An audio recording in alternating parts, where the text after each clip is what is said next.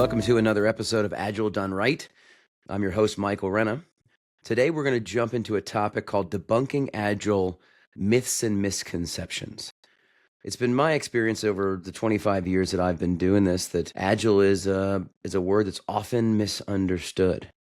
In fact, most companies, while claiming to be Agile, may only scratch the surface on the practices and principles that make Agile the most commonly adopted practice for delivering software or technology solutions.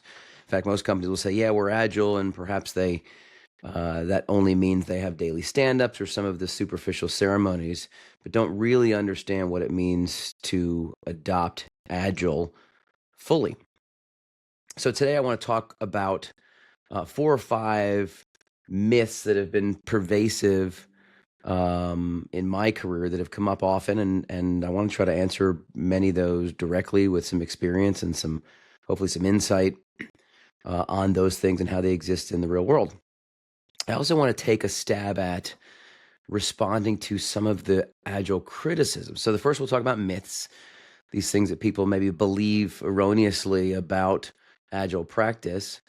And when I say Agile practice, I'm really talking now about really any of the primary methodologies, whether it's Scrum or Kanban, extreme programming, versions of scaling Agile like SAFe or less. All of those things have just fundamentals in common. And I think the criticisms and the myths that exist around Agile apply to all of them. So we're not going to specifically look at a specific methodology, although I will talk a little bit about SAFe before the episode's over. I want to talk through a post that we had within a company early in a transformation where someone was taking some real shots at SAFe. And so I want to talk about that too. So we will get a little bit specific around some criticisms on SAFe and how I would respond to some of those and what I think they really mean, what was really being said, and what the concerns really are. When you start to dive in and sort of peel the onion a little bit. So we'll get to that a bit. But we're going to start with some of the myths. And I want to talk through my impression of why some of these myths exist and how I would personally debunk them based on my experience and some of the education I've had over the years. So let me take you through what these myths are. Right? The first one is Agile means no planning. And then we'll talk about Agile is only for software development. And the third myth I'm going to debunk is Agile means no documentation. And then myth number 4 is Agile is chaotic and unstructured. So those are the 4 myths we're going to take on here today. So let's jump right in. The first myth, Agile means no planning. Right? I do hear that a lot. And there's always a concern from senior leadership. I think, we're just going to turn people loose. Agile teams are just out there winging it, and we don't have any real predictability, and we have sort of no idea what they're doing. Are they working hard? Are they productive? And when are we going to get the things that we are needing? Right? When are we going to get the innovation that we need to deliver to our customers to stay competitive and be successful? So clearly all these myths from my perspective are false. Agile means no planning is not true. In fact, Agile means more planning.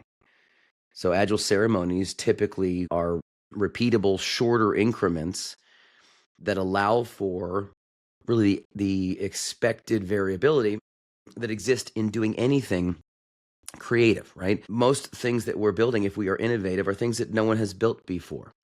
And so there's a certain level of mystery and uncertainty around that. And so in fact, these short cycle Agile ceremonies, 2-week sprints and things like that, are really designed around discovery and being able to react and adjust as the discovery is made. They acknowledge that we don't know everything at the beginning. And therefore, as we work, we're going to recognize and have a model for what do we do with the discovery that we're making and how do we course correct quickly. And that generally means planning and replanning and replanning and replanning, but in a very light way, so it's not a cumbersome or doesn't introduce a tremendous amount of extra overhead. In fact, I would suggest it reduces the overhead because most of what we do is done just in time. The decomposition of work, when we think about these big ideas and we break them down into smaller pieces that are more predictable, the way that the nature of that decomposition is done in a way that we say, look, let's not do more than we need to because we know we're going to have discovery. And so it becomes a much more dynamic model, and we can plan and then discover and then plan and adjust to what we learned. So what happens is I think our planning actually becomes more meaningful, more accurate, and how we can get to more achievable, a plan that we can lay out and ultimately achieve. Now, the other mitigating circumstance in the Agile methodology from a planning perspective is if we plan right and we do things like weighted shortest job first, to be able to put the work in the order based on a stack ranking that says the things at the top of the list have the greatest potential benefit, generally in the shortest period of time. And that's as a side note, that model says we're not just going to go with the thing that has the most value, because it could be something that takes a long time to do, whereas the next couple things in the list may have a little less value, but in aggregate, cumulatively, in the same period of time, we would get more value than going after the one big thing that seems to have the most value. So smaller things in aggregate may have more value than the one big thing. But once those things are in order and we're working down that list, the other thing that we're doing when we think about our plan is we're mitigating the risk of being wrong in our planning. Meaning, if we think we can do 10 items, and as we get into it and discover, look, we only got 7, which is not an uncommon thing in any of these methodologies, is coming into situations where we were wrong in our estimates, or we thought we knew what we knew and we didn't. But when we delivered 7 things, we delivered the 7 most important. The 3 things that we didn't deliver were the least important things. And so we make decisions in Agile on release on demand, and so we sort of decide when we have enough value to be able to go out and make it available to our customers too. So there's into how we do this. It's not just this sort of black and white idea of coming up with a giant list of things we want to include, and then success or failure is that we got every single one of them done by some made up date. So that model, from my perspective and my experience, is a recipe for disaster. Coming up with scope and time and fixing those while your resources are also generally fixed because you have the people you have. So that's a recipe for disaster. And in fact, in the Agile world, we lock our time boxes into some type of cycle. Our resources we recognize are generally fixed. And so scope is the variable, right? And so we work hard to make sure our backlogs are sequenced in a way that is appropriate for the uncertainty around this creative endeavor. But then we plan, and then we replan, and we replan at smaller increments so that we are constantly course correcting. It also means that the duration of time that can pass without the course correction is much shorter than in, say, a waterfall model. We're able to make course corrections, and we are able to keep ourselves on course towards the best solution by making these smaller course corrections and smaller planning. So the idea that Agile means no planning is false. In fact, Agile generally means more frequent planning. It certainly, from my perspective, means more accurate planning. And if done well in conjunction with well-groomed backlogs and sequencing activities that are based on things like weighted shortest job first, it really reduced the risk related to predictability and estimation and delivering the things that will impact and drive business results. So Agile means no planning, in fact, false. The second myth I want to talk about is this idea that Agile is only for software development. So I want to tell a story that I think helps illustrate or sort of debunk this myth better than some others. When my family, my wife and I and our kids moved to our current area, my brother was a builder, so we were very involved in the build of our house. And I remember being in the house one day when someone was working on putting cabinets in, and me being me, I asked if I could help. I'm not very good at sitting around and watching work happen. So I asked if I could help, and he said, sure, why don't you take the handles and go put the handles on the doors, or on the doors, or the drawers, I think it was. And what I realized when I went to put the first handle on was that the handles didn't match the holes. And the reason was, when the installer had created a template to drill the holes, he created a template, and then he went and drilled all the holes. And if he had just drilled one, and then finished the exercise, finished one whole drawer, he would have identified that there was a mistake. There was a mistake in the template. But this idea of working in horizontally in these layers, right? We're going to build the whole database first. We're going to build the service layer. We're going to build these things in these layers. And we really don't get to end functionality until all these things are in place. The change to Agile, which says build things vertically and build things in small working slices and then iterate on that, would have applied here. So finishing one step in the exercise would have prevented the problem. And luckily, we just got bigger handles, so it worked out okay. But you can see how that iterative model can apply to installing cabinets. We did transformation over the years for groups that may not be a typical adopters. We've done IT, which in many cases may be commodity-like work. Things like rolling out Windows 11 to thousands of terminals, right? So we came up with ways to do that in an iterative way. And like the cabinet install, where we would ultimately do a handful of things completely, have some discovery and learning from that process, and then apply that learning to the next set we did. And by the time we got a quarter of the way through, our efficiency on doing that particular thing had improved greatly because we were learning how to do it and coming up with better ways to do it. And then, rather than sort of coming up with a point solution and say, this is how we're doing all of these thousand, just sort of repeating that without any continuous improvement, would be sort of an opportunity missed, right? So Agile, the idea that Agile, or the myth that Agile applies only to software development, isn't true. I heard a story once that I think was very funny, of a woman who had scrummed her wedding. So had taken an approach to planning for this event that is, for many the most important day of their lives, and using these things, these practices to plan for it and execute it. So I don't know the details of how it was done, but I think it's just anecdotally an indication that you can use this for things other than software development. We also, by the way, do Agile transformation and Agile practices for service delivery. Whatever your product is, these same things can apply to delivering your service well, or implementing a product, or even how you might choose to approach servicing and supporting a product. So false for sure that Agile is only a software development model. It certainly started there, but because of its success, it has grown well beyond that. And the same is true for things like Lean, where Lean starting in manufacturing, conceptually the idea of flow and reducing waste and things will apply to any practice or process. Lean, and Lean being sort of one of the other primary foundations of say, scaled Agile, all this stuff is baked into that. Okay, the third myth, Agile means no documentation. I remember in a training course that I was delivering with a very broad group of people, talking through the Agile Manifesto. And the portion where we have, the sort of the four core values, one of which is working software over comprehensive documentation. I recall either a leader in quality or a leader in regulatory about losing their mind when I said this, because the concept, they just couldn't conceive of the idea that we would value working software over comprehensive documentation.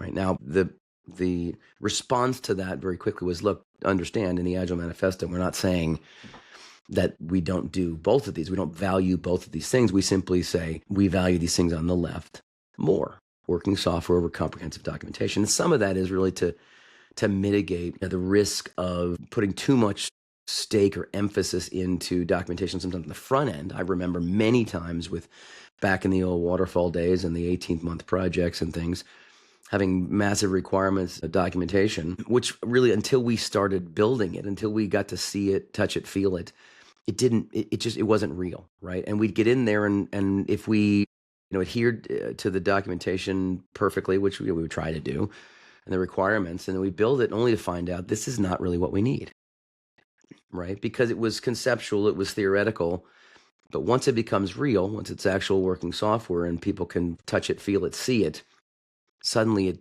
changes. Right? Well, this is not exactly how I pictured it, but now that I see this, now I've got lots of feedback, lots of things that we think we should do differently, or this is sort of goofy, or this works really well. Getting quickly to working software so that you can get that feedback, so that you can iterate to the best possible solution, is one of the sort of key values here. The documentation we talked a little bit about the front end stuff, but on the back end too, having worked a long time in regulated industries and healthcare and things like that, where documentation is critical, particularly from an audit and regulatory perspective. These are work products, right? So, your work product can be whatever it needs to be, right? It's certainly code. It's, if you're writing software, it's code. If it's a service, it's your service delivery, or this, whatever elements of your product are. And documentation, if it may be, regulatory or quality or instructional or things like that, are all just part of the work problem. And the only advice I give on that is that these things should be approached the same way, right? All of this is part of your product, and as you're building iteratively, build your documentation in the same iterative way that you do your working software. Okay, bit of a side note, but it's, you make it part of the product, and therefore this myth that Agile means no documentation is simply false. Okay, so the next one is the last myth to cover is Agile is chaotic and unstructured. Right? Agile teams do whatever they want. And that is also completely untrue. Now, the truth is there's a desire in Agile to give teams autonomy with the recognition that while operating within certain guardrails, which I'll talk about in a minute, you want the people that are the experts in this to have the freedom to do things the way they know is the best way to do it. You want move many decisions down to where the information lives. You often get better decisions because these are the experts on those things, but it's also much more efficient. The command and control concept, which would push all the decisions up the chain and then back down, is really, really inefficient, especially when you're talking about scaling and large organizations. You just can't do that. You have to push much of that down to teams that they're empowered to be able to move quickly and make many decisions. But at the same time, it's not in any way unstructured or ungoverned, right? And again, this to me as a safe transformation and agile transformation and coach person is all about how you implement this. If this stuff is implemented well and you have the appropriate guidance, you've got vision around what your strategy is and what success looks like, you're able to connect that strategy at all levels, from the very top to the individual contributor, and methodologies like SAFe specifically do that. And then you have, at each of these levels, you have guardrails, right? So at the Agile release train level, you've got well-defined features, which are connected to well-defined epics, your major initiatives, and then under those features, you have stories that the teams are doing. So what happens is, as teams build stories under a feature, there's the guidance that the feature is providing. We have definition of done and acceptance criteria that says what success would look like for the feature, but specifically how many of those things happen, there's freedom to do at the team level. So there's a lot of autonomy for that, and there are guardrails like standard operating procedures and their definition of done and things like that require that everything you build fits within a certain sandbox. So there's absolute governance there, but within standards, there's still quite a bit of autonomy, and that's a good thing, to let your teams figure out how to do it best. And then you've got, again, from a decentralization perspective, you've got more efficiency and many more people who are participating in the design and the innovation, as opposed to someone up the chain who's having to do all of that, which is not efficient and maybe not close enough to the work and the experience to make the best decisions. So Agile teams definitely don't do whatever they want. They're driven strongly by their backlogs, right? Now this is a potential flaw in implementation you have to be very careful about. You have to get to singular backlogs, and you have to eliminate this idea that there's shadow work happening or work that's not going through the backlog, in which case then you sort of lose. Maybe it is then unstructured and chaotic, because if they're just doing reactive work to the loudest the voice that's sort of coming in and interrupting and saying, I need this thing for this customer, it will undermine this system big time, right? So, but if you follow the system well and you're working exclusively from backlogs, and these backlogs, while they can be agile, they can be changing as needed, which is part of the agile model. There is a real structure to it that ensures they're working on the right things at the right time. They're working with historical evidence that helps us make accurate predictions on what it should take for things to be delivered, while still giving teams the ability to be creative and autonomous. And by the way, things like autonomy and purpose and mastery, they help teams feel engaged and ownership and accountable, and they work better and they do better products. So providing that level of autonomy, not unstructured or chaotic, but that level of autonomy within, a risk-averse environment with certain guardrails, is the right recipe for teams to be really innovative and really productive. So those are the four myths. Agile means no planning, not true. Agile is only for software development, not true. Agile means no documentation, not true. And Agile is chaotic and unstructured, also not true. So let's move into some arguments against Agile. So maybe the first part was easy. Maybe everybody knew that the answer to those would all be false. But let's talk about some of the things that I hear there are detractors in every transformation. And whether it's Agile transformation or any kind of major change management is probably the hardest part, because people are people and change is difficult, and people feel comfortable with what they know. And so you're introducing that maybe they don't know. It's scary, and they don't see their place in it. And there's all times, people that may push back overtly, sometimes covertly, right? People may sabotage these things because of fear and losing sort of this idea of, I know where I exist today. I know my value. Maybe, I see it all the time, sometimes senior folks who are the experts on things don't like the idea of getting to more a team model where everybody sort of leaves their title at the door, and they're a team member as opposed to the senior expert that everybody goes to, right? There's a job security, I think it's maybe perceived more than real, the security that I'm the expert in this and therefore I'm indispensable. And of course you don't want that. You don't want single point of failures anywhere, and you want that knowledge to be shared. So the idea is that there's detractors and there's often pushback on any kind of major change. And that's one of the biggest challenges around doing transformation of any kind, whether it's Agile or otherwise. So these are some of the things that I hear when people are pushing back on some of this stuff, right? Now, the first one I hear is, well, Agile doesn't scale. And I think there's some truth to that. This is not a myth that I can say, no, this is just patently false. There is some truth to that, which is why it's so important that you do it right, the title of the podcast. And one of the things that we talk about when I'm doing SAFe training, in one of the curriculums, usually I think it's the leading SAFe curriculum, we talk about, here's the Agile Manifesto, and here's the 12 principles of the Agile Manifesto. And looking at those, how many of those do you think scale on their own?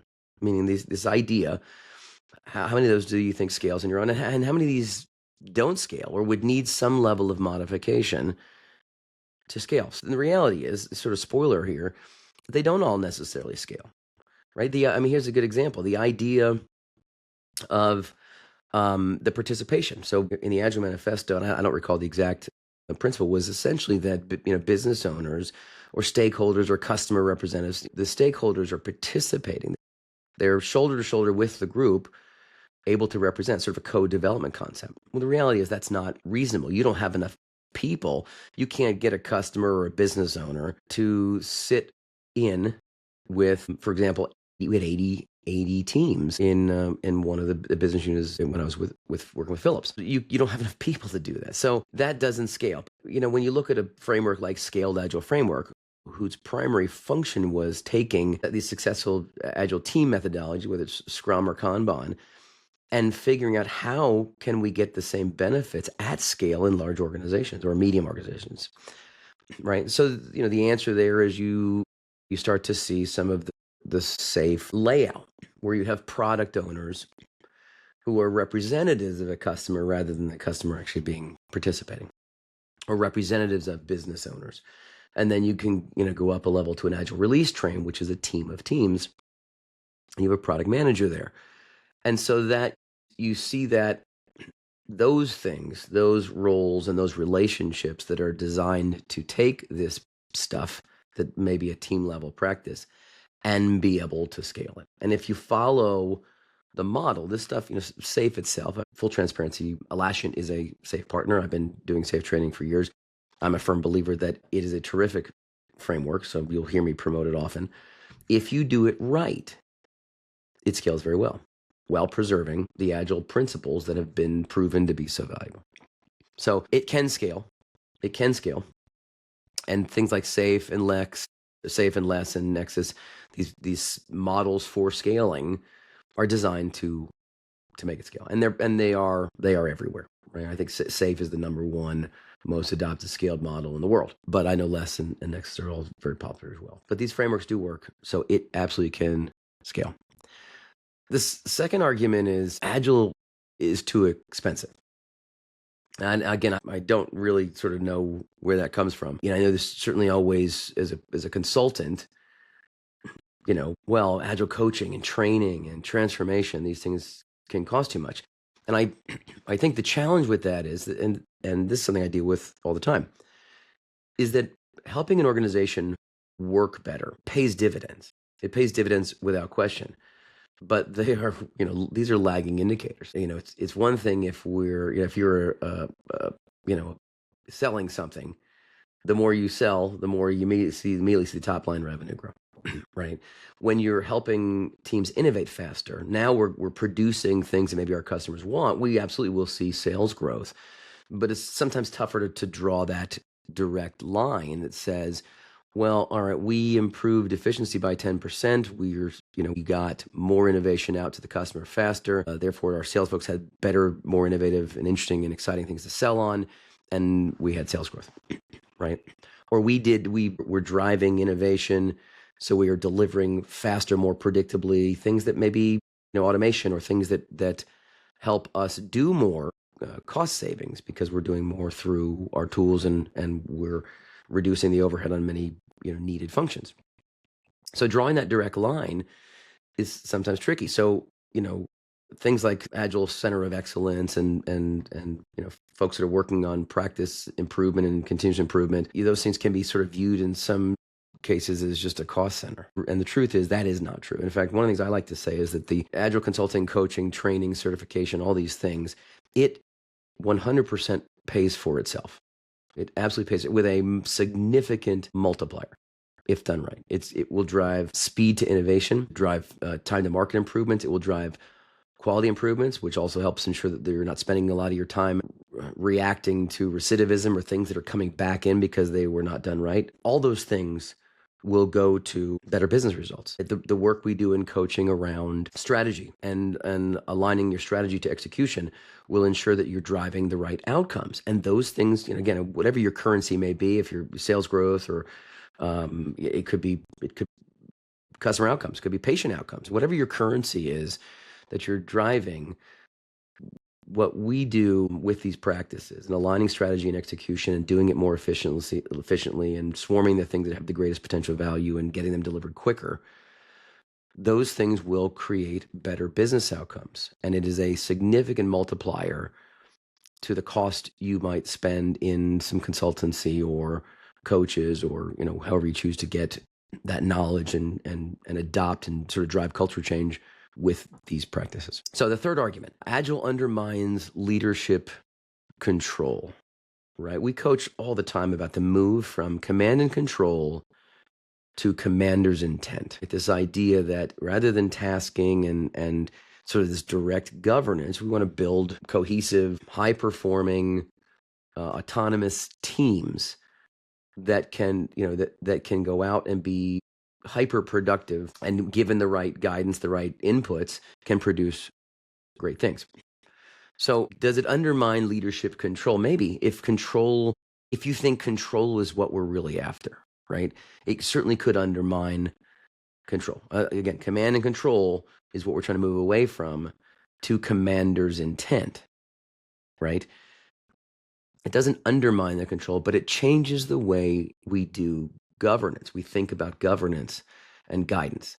So like the myth we talked about earlier about having people do whatever they want, that's just not true, right? So leadership in a well-implemented model here is providing strong vision.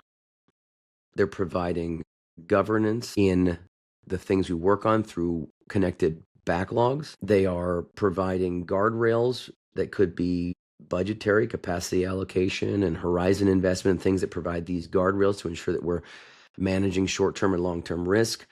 all of these things exist to ensure that we are doing the right things and that we've got clear visibility and control over our investment and that we're driving towards the right outcome. So there is as much, if not more, control in this model than other models. I would say there's more, but it's done differently, right? It's done through a lot of transparency. So we want to make things visible so we can see and understand what's going on at any given time. We've got metrics that drive the right behaviors. We've got metrics that tell us we're healthy and we're operating well. We've got ceremonies that are promote consistency and standard operating procedures. We've got collaboration and built-in quality that's baked into the way we operate. There's a lot of things here that help ensure we are doing things with some structure and control, okay? And with predictability and with the right focus. Okay, argument number 4. So this one, Agile doesn't work with fixed deadlines or budgets. That's not true, right? Now, it's tricky. This one is, I think, is one that I see all the time, and it drives me a little bit crazy. What drives me crazy is the concept where so many organizations, and I think maybe the motivation is if I set a date, it will urgency, right? If I set a date, people will, for lack of another way of motivating people, will set a date and then drive people to move heaven and earth to hit that date. The problem with that model is you can have spectacular teams, spectacular people, but if you pick something, you pick a date and you set a scope for a set amount of resources that is not reasonable, successful, talented, innovative teams could fail by no fault of their own. And that's not an environment that's sustainable. People don't want to be in an environment. You start to lose great talent. You lose the investment you made in people. You're losing your your reputation takes a hit with your customers. I know sales folks out promising things to customers without any real evidence that it can be delivered, or by doing that, I've seen situations where they make a promise, then all of a sudden everyone has to adjust to that.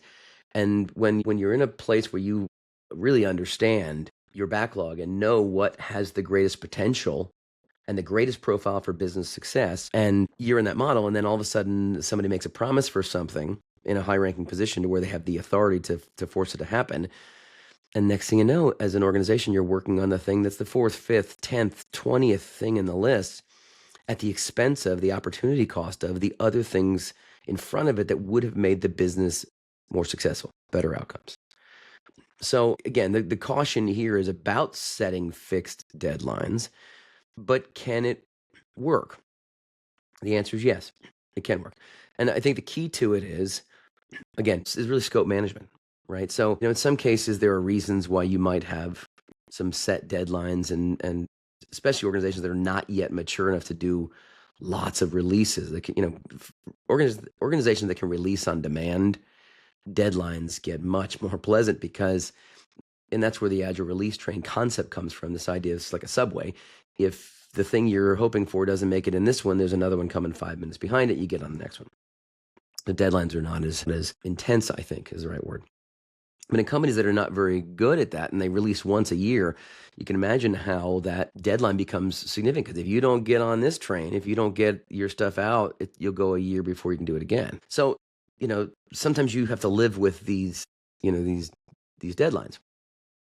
And the key to it is really you still work the same way, but you simply need to manage scope. And if, again, the reality of a deadline is you've got to have some real predictability around what does it take to get into, once you get into that period, especially in highly regulated places where there's a ton of work that has to happen as you're nearing a release.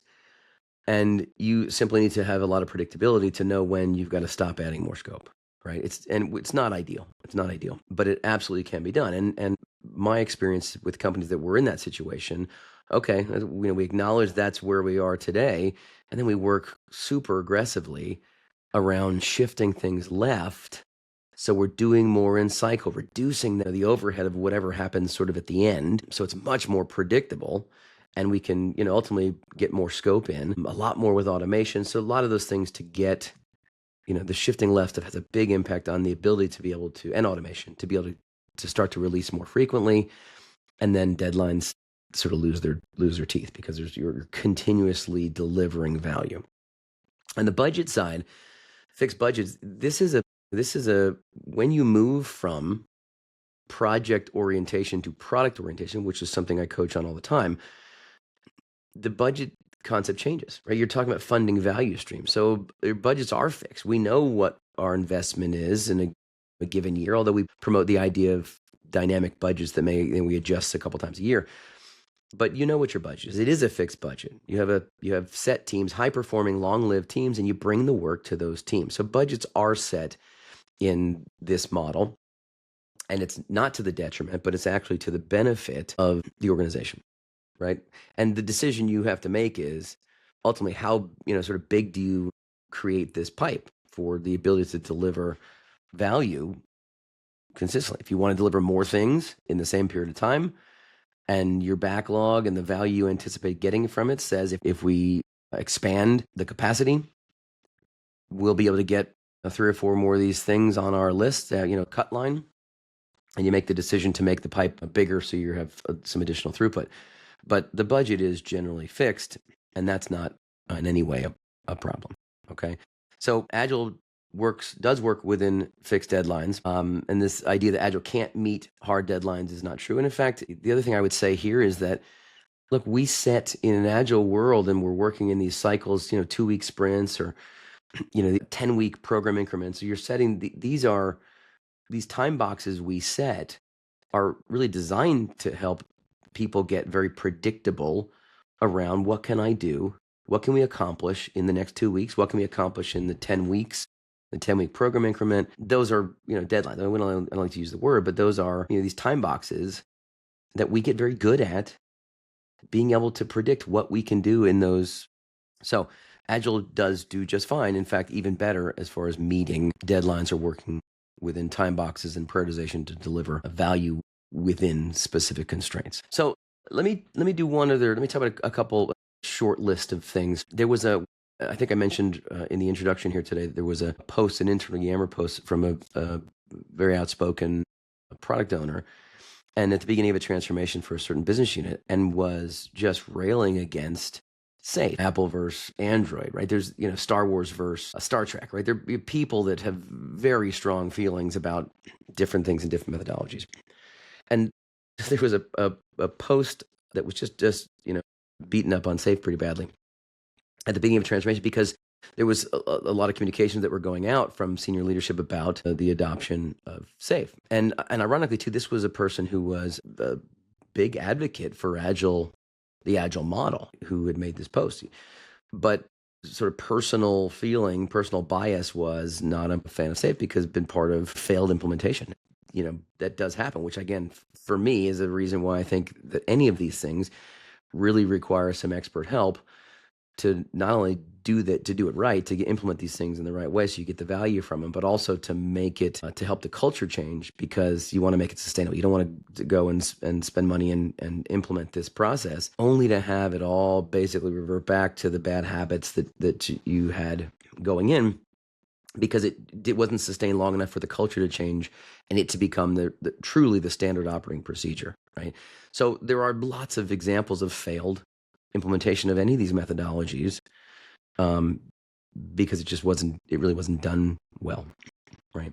So this person had been through some of these, I think, bad implementations and just had a bad taste for the framework. But he made the post, and there were some, made a lot of statements about it that I think would be a good. I'm going to walk through some of them, because again, we're really talking about today the sort of detractors and the things that people would say that would be arguments against some of this stuff, and trying to dispel some of that. But so the post started with the idea that portfolio management doesn't require SAFe, and that's true. That was not a controversial statement. There's no question that most organizations need this and don't have it. I think I wrote an article about lean portfolio management on the Elastic site that talks about this is the thing that's just got a huge impact to top level business success and business outcomes, and is missing because a lot of folks think that Agile is just about implementing with some of your software tech teams, and it sort of stops there, but then you never really connect it to the business the way it really needs to be. So this stuff is missing. And this person who made the post recognized that we needed portfolio management. But his point was, well, we don't need SAFe for that. Okay, you're right. You're right. Now I'm a fan. The lean portfolio management competency within SAFe is really, really strong. The mechanism by which you define and manage your strategy, the way you manage your portfolio vision, the way you connect that through lean startup practices to the initiatives and the epics that you're building, and of course the SAFe framework that exists where epics are broken down into features and stories, and the connectivity is very strong. And of course, it's derivative in lots of ways using weighted shortest job first, which we talked about last week a little bit from Don Reinert's book, Principles of Product Development Flow. All those things are baked into it. So the SAFe lean portfolio management competency is very, very strong, and I highly recommend it. So not a controversial point, but there's other portfolio management mechanisms that they're all largely around sort of doing the same thing. The second point was SAFe is anti-agile, too prescriptive, top-down command and control. And I can only assume from the statement there that this is just a bad experience in the implementation, because again, command and control is the opposite of what we coach on in SAFe implementation. And again, I've talked about this earlier in the segment here about the guardrail model, but the autonomy model that is here. So it's absolutely not top-down command and control. Is it anti-agile? No, I don't think so either. And again, some of this comes down to, as you scale this model, there is connectivity. There has to be connection to the top-level business objectives. And you're now talking about, the largest initiatives and how those things then get broken down, across multiple teams and multiple businesses and lots of dependencies. There's no question that there's some structure to that. And has to be for these large scale initiatives. Is it prescriptive? Yes, in some ways, right? But even Scrum prescribes specific ceremonies, daily stand up, sprint planning, sprint review, retrospective things. There's certainly ceremonies prescribed. There are roles prescribed, right? And that's important too, because we talked about how earlier in the segment, making Agile scale requires certain things. Right. So some of the roles are predictive, but I've also found that thinking about large companies or even medium companies, many of these companies are coming from an old school command and control waterfall model, or maybe they're like Phillips with 160 years or whatever the number is of baggage is the wrong word, but of legacy practices. The idea that you're going to adopt a fully autonomous, everybody go use these principles and sort of do your own thing, that's absolute chaos. So having a level of prescriptibility, I think, is important. And there's an expectation with these organizations that there will be some level of structure to it.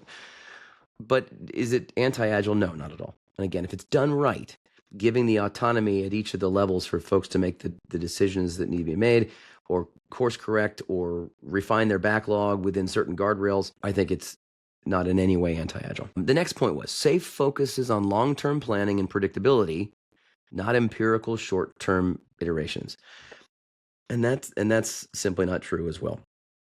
The long-term planning and predictability in SAFe is based on our empirical short-term iterations, the things that we learn around velocity, the mental models that teams are building as they produce things that become the basis for relative estimation, are creating the important empirical evidence that becomes the foundation for future planning. The other thing about the planning, and this is something I didn't say in the earlier segment, but I should say now, planning is one thing. It's modeling and being able to forecast. And we talked about the risks that, how we sort of mitigate by effective backlog management. So where if we do run out of capacity, it's the least important things that that don't get done. The idea that the idea that planning is a commitment. That's probably the best way to say this. That's the part that I think is important to sort of say out loud, which is this: only the next iteration is our commit. The rest of it is our model. again, this is just back to the point of the value of the short-term iterations. Those things are critically important. They will affect whatever comes next. The learnings, the changes to the evidence that would tell us what how predictable our plan is, how realistic our forecast is, all that is based on the short-term stuff. And we don't, if done right, we're not committing to this, a long-term plan. We're committing to our short-term iteration deliverables with a model that says if all things being equal, this is what should happen. And we're very good, by the way, at predicting what that will happen. But things may happen. The priorities may change for the business, right? And we're positioned well to be able to make adjustments as needed. That's part of the Agile model. So there's simply not true that long-term planning and predictability is trumping the value of those short-term iterations. It's based on the empirical short-term iterations. Okay. The next statement was SAFe is overly complex and bureaucratic. And again, I'm reading into, it's hard for me to sort of know fully what the exact thoughts were behind some of these statements. But again, if done right, with the right level of decentralization and autonomous teams, this is not in any way overly bureaucratic. Okay. Now, there is certainly participation required where we push for business owners to be participating. And one of the lean budget guardrails, one of the 4 is actual business owner participation. They're in the room at PI planning. They're helping us understand the business context for the next 10 weeks of the things that we're going to deliver. They're there signing off that this stuff we're working on is in fact the right things for us to be working on. So they're part of it. Now, I don't know if this is maybe a culture question. Having the bosses in the room is bureaucratic or is causing people to behave in a way that is inauthentic. I don't think so. Again, I've been in lots of PI plannings with leaders. I think again, it's just a culture issue, and done right, this stuff is not overly complex. It's certainly not overly bureaucratic. Okay. The next one was SAFe focuses on output over outcomes, and again, that's simply not true. SAFe measures 3 things. We measure outcomes, right? So we ultimately, when we're talking about epics, features, story, we write those to define the appropriate outcome we're trying to reach. It's all focused on it's got that focus, and did we achieve it? And if we didn't achieve it, how do we get better at properly reaching the outcomes? And in fact, we use things like lean startup to test our hypothesis sooner. So if this idea we have is not going to work, we know as soon as we can pivot to something else. So we are laser focused on outcomes and not output. And now I think there's always a concern. I think maybe some of this was around this idea that some organization will put KPIs and metric-based management in place. And we do believe in KPIs, and we do believe in metric-based management, but they're often misused. And when we talk about sort of the measures we create, the KPIs we create, they should be based on the behaviors we're trying to drive. And sometimes they are completely misused, and then they end up also being in many ways manipulated and things. So I think it is important to make sure your KPIs and metrics are appropriate for driving behaviors. And if they are based on some measure of output, I've seen places where some of the leaders want to take a velocity and say, "Oh, their velocity is 40 points. I want it to be 50," which is sort of ludicrous because this is sort of an abstract idea. And in some cases, if there's no normalization, one team's 40 may actually be more meaningful output than a team that's showing 50 points because their mental models are slightly different. So again, you can't use the metrics. You don't want to sort of use the metrics as a performance management tool and sort of manipulate those or create a model where you are focusing more on output over outcomes, right? And also the way you sort of manage some of the team's autonomy and how you write your epics, features, and stories and acceptance criteria that gives them the ability to have some flexibility around how they do it. In fact, if done well, can drive much better outcomes because they may know a better way to do something that's half the work and still achieves the value, or maybe even achieves the value in a better way. So there's no question that SAFe is focused more on outcomes and not output. The next one, there's only a couple more here. The SAFe disempowers teams and removes flexibility. So I think now we're getting a little repetitive in some of the things I've said already, but the flexibility, if done and implemented right with autonomous teams and decentralization and the appropriate guardrails, gives teams the ability to work with lots of flexibility in their space. And that actually would empower teams more than disempower teams, right? Again, giving teams purpose. They know what the value of their work. And so the connectivity from the top to the bottom that says, I know why I'm doing this thing. I know how this thing I'm doing affects patient outcomes. I know how it affects the business's top line and bottom line. I have purpose. I'm motivated. Autonomy says we, the team, have the ability to make many decisions on how best to do that, right? There's a lot of pride and engagement from teams in being part of an autonomous team with the appropriate level, guardrails that we've talked about already. And then mastery, right? So this idea of continuous improvement, which we haven't talked about, but in an agile culture, people want to get better at something. It's the reason why a lot of people will pick up an instrument, whether they are ever going to be out on a stage playing for people or doing more than just playing at home or around a campfire. There's a pride that goes with getting better at things. So those three motivators create teams that feel very empowered and are flexible. Okay, big tech doesn't adopt SAFe. Many companies are moving away from it. That's not been my experience. I mean, there's lots of big companies that have like to put their own spin on things. You've got lots of different sort of flavors of some of this stuff. Google's got a model and Amazon's got a model. Then you've got some of the big ones like SAFe and Less and things out there. But there's no indication to me that this stuff is not being adopted. And if it means big tech, Facebook, Google, Amazon, yeah, they have their own flavors of this and that. But that's not in any way undermining the value of this. Is just generally some sort of minor variation. Again, while I'm a big advocate of implementing SAFe in a way that is, as close to possible as the academic, because these are, this is something that's been implemented in lots of other organizations and been proven. And what I don't like to see is that because there is an adaptability to all of this, and I'm certainly allow for and encourage adaptability as you implement, but I'm a big fan of ultimately implementing sort of the way it's a little more close to the textbook way, and then adapting from there, as opposed to using the potential for adaptation to allow people, particularly some of the detractors, that will say, oh yeah, we're going to adapt it just to basically match exactly what we do today. So again, I think you have to be careful there, but I don't think this is true, that this is not being adopted. And then the last mention here was really talking about the failed things before that this person had been through. And again, I think that comes back to the quality of the implementation, the training and certification, so that folks understand the foundational principles and they can make the right decisions because it's not as prescriptive as this person would want to believe. Coaches to help teams, move it to the practical, be able to implement and do it and practice it and be able to sustain that long enough for it to start to change the culture, or to change the culture where we've done this long. If it doesn't feel awkward anymore, this is the way we work. So those things are important to make sure an agile transformation is successful.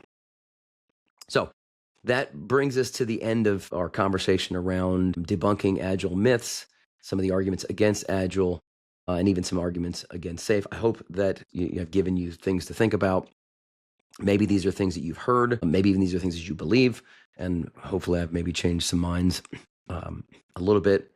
Again, if you're in a situation with your organization where you're struggling with predictability and struggling with time to market and motivating people, and maybe you're working on too many things and everything's taking longer, those should be good indicators that maybe it's time to call an expert and get some help, like what we do here at Atlassian. So I encourage anybody to think about that.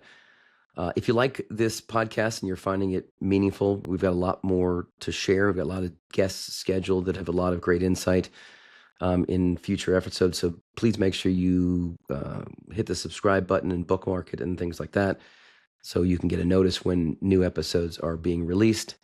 We're trying to do it at least once a month, maybe even twice a month if we can do so. So thank you for being with me today, and look forward to more of these episodes coming out soon.